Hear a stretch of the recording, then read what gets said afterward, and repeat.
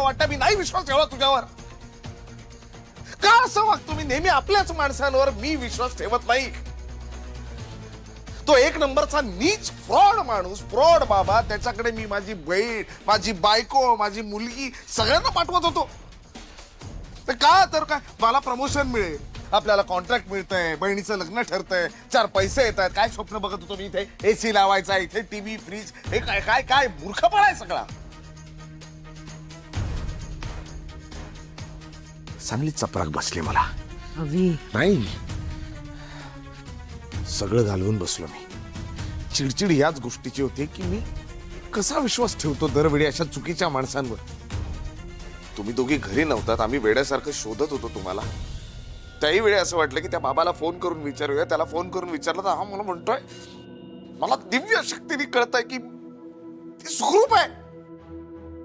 तो नीच हलकट नालायक माणूस निघालाच तो बाबा.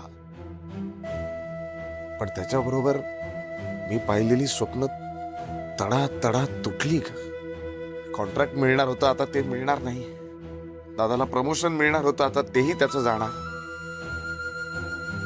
रेवतीचं लग्न ठरणार होतं, आता तेही होणार नाही. म्हणून तर चिडली ती माझ्यावर.